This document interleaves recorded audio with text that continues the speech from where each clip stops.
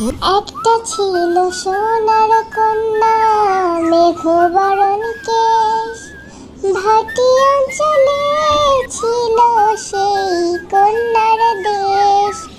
দুই চোখে আহায় কি মায়া, নদীর জলে পড়ল কন্যার ছায়া। সুখপুর গ্রামে নিমাই, শুভ আর সুবল নামে তিন চাষি বাস করত। তাদের মধ্যে নিমাই ছিল খুবই বুদ্ধিমান আর পরিশ্রমী চাষি।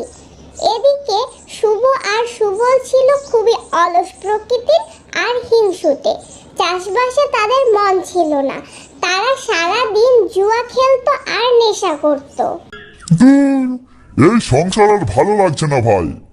বাড়িতে গেলেই বউ বলে আজ এই নেই, কাল ওই নেই, আজ বাজার থেকে অমুক নিয়ে এসো, কাল বাজার থেকে তমুক নিয়ে এসো। বইয়ের জ্বালায় আর ঘরে যেতে ইচ্ছে করে না। এদিকে চাষবাসও তো ঠিকঠাক হচ্ছে না। আর কত খাটবো, রোজ রোজ মাঠে যেতে ইচ্ছে করে না। ছাই একটু যে ফুর্তি করবো তারও জো নেই। জীবনটা পানসে হয়ে গেল ভাই, জীবনটা পানসে হয়ে গেল। তা যা বলেছিস ভাই, সারাদিন কত কাজ করবো বলতো। মাঠে যাওয়ার নাম শুনলে আমার আবার গায়ে জ্বর আসে। আজ তো বেলা 9টা পর্যন্ত দিব্যি সুখে ঘুমাচ্ছিলাম, কিন্তু হঠাৎ বউ গায়ে জল ঢেলে ঘুম থেকে তুলে দিল। রেগে গিয়ে দুটো কথা বলাতে আবার ঝাঁটা নিয়ে তেড়ে এলো। এ জীবন আর রাখবো না ভাবছি।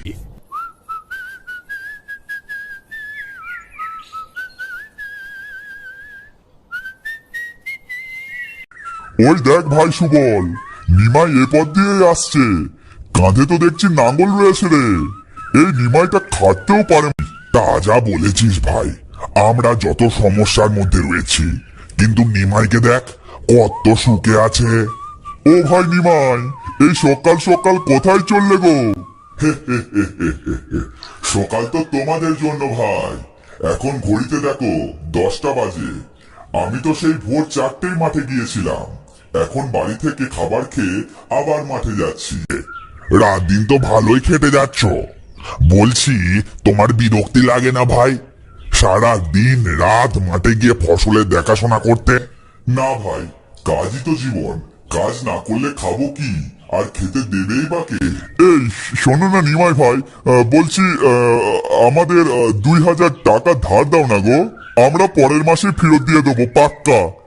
আর হ্যাঁ, আজ সন্ধ্যেই আমাদের জুয়ার আসরে তোমার নিমন্ত্রণ রইল, সাথে খানা পিনা বিনামূল্যে, বুঝেছো?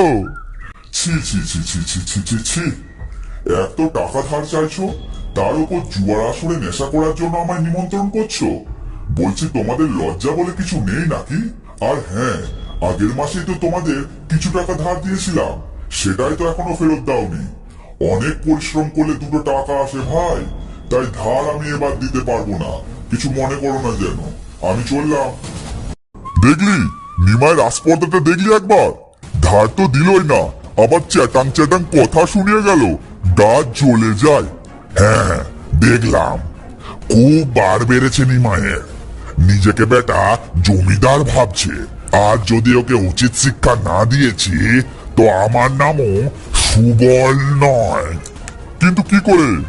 শোন, আমার মাথায় একটা বুদ্ধি এসেছে নিমাইকে জব্দ করার জন্য। চল দেখি নিমাই এখন মাঠে কি করছে। আহা, কি সুন্দর ফসল হয়েছে এবার আমার। বাজারে বিক্রি করে ভালোই আয় হবে এবার। এবেলা ধানের ক্ষেত থেকে আগাছাগুলো সরিয়ে ফেলি। এই শিবু, নিমাই তো ভালোই ধান ফলিয়েছে রে ভাই, কিন্তু এই সুখ আমি ওকে ভোগ করতে দেব না, কিছুতেই না। আমাদের অপমান করার শোধ আমি নেবই। কিন্তু কি করে ভাই সুবল? এই চুপ চুপ, শোন মন দিয়ে। আজ গভীর রাতে দুটো গরু নিয়ে এসে আমরা নিমাইয়ের সব ফসল মারিয়ে দেব। তাহলে বেটাকে উচিত শিক্ষা দেওয়া হবে। কিন্তু সাবধান, কাকপক্ষীও যেন ব্যাপারটা টের না পায়। আহা, সারা দিন খাটাখাটানির পর বউয়ের হাতের মাছের ঝোল আর গরম গরম ভাত খেয়ে প্রাণটা জুড়ালো। আহা, এদিকে আবার কি সুন্দর চাঁদ উঠেছে। চাঁদ কেন আসে না আমার ঘরে, চাঁদ কেন আসে না আমার ঘরে। সবই তো ঠিক আছে, কিন্তু আমার মনটা হঠাৎ উদার ডাকছে কেন? পরশুই তো ধান কাটবো বলে ঠিক করেছি, এখন একবার মাঠে গিয়ে দেখলে কেমন হয়? না, একবার মাঠ থেকে ঘুরে আসি, নইলে মনটা আমার কিছুতেই ঠিক হবে না। ও গিন্নি, একবার মাঠের দিকে গেলাম গো। চাঁদ কেন, এই তাড়াতাড়ি চল ভাই সুবল, আজ নিমাই বেটার পাকা ধানে মই দেব। তা যা বলেছিস ভাই, বেড়ে বলেছিস কিন্তু। এ কি শিবু আর সুবল যে, এই এত রাতে গরু নিয়ে তোমরা আমার মাঠের দিকে কি জন্য এসেছো?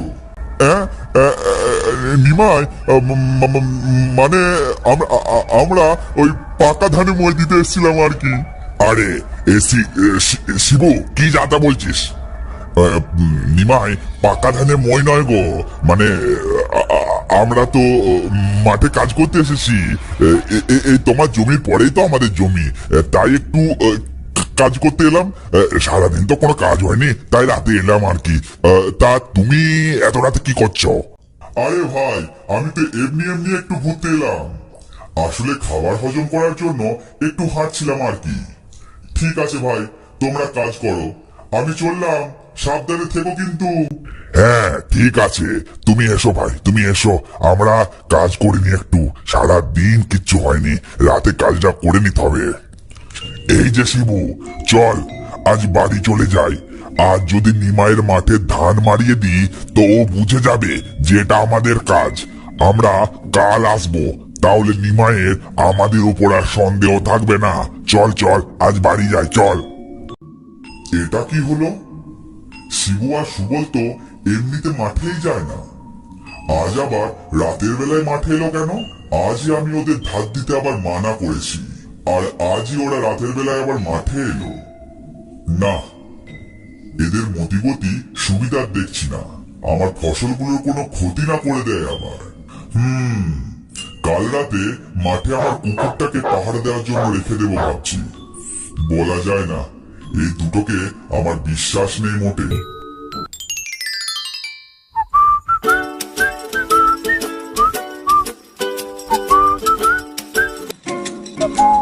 এই চল চল শিবু, আজ আমরা আর গরু নিয়ে যাব না, গরু নিয়ে যাওয়ার অনেক ঝক্কি। এই দুটো লাঠি দিয়ে আজ নিমাইয়ের সব ধান গাছকে মেরে ভেঙে দেব। হ্যাঁ ভাই চল, আজ নিমাইকে শিক্ষা দিয়েই ছাড়ব। এই তো নিমাইয়ের মাঠের কাছে চলে এসেছি। শিবু তৈরি থাক, মাঠে নেমে লাঠির বাড়ি মারতে শুরু করবি, পুরো মাঠে ধান ভাঙানা পর্যন্ত থামবি না। চল চল চল, তাড়াতাড়ি চল। কিন্তু এটা কিসের আওয়াজ রে ভাই সুবল? বাঘের আওয়াজের মতো শোনাচ্ছে মনে হচ্ছে। এই রাতে আবার আমাদের গ্রামে বাঘেরও নাচ রে ভাই, আমার ভয়ে হাত পা কেমন ঠান্ডা হয়ে আসছে। এই যে কালো একটা বিরাট কুকুর যেভাবে তাকাচ্ছে, মনে হচ্ছে এক কামড়ে গলা ছিঁড়ে ফেলবে রে। ওরে ওরে শিবু, পালা পালা, ছুট ভাই ছুট, ওরে বাবরে এদিকে আসছে রে, পালা পালা ভাই পালা। ওরে বাবারে, মেরে ফেললে রে, কুকুরে কামড়ে মেরে ফেললে রে, বাঁচাও, ওরে কে আছো বাঁচাও। ওরে বাবারে মেরে ফেললে রে, এই শয়তান কুকুরটা আমাদের মেরে ফেললে রে, ওরে কে কোথায় আছো বাঁচাও বাঁচাও। হ্যালো বন্ধুরা, সানজিদা কার্টুনস চ্যানেলে আপনাদের সবাইকে স্বাগত।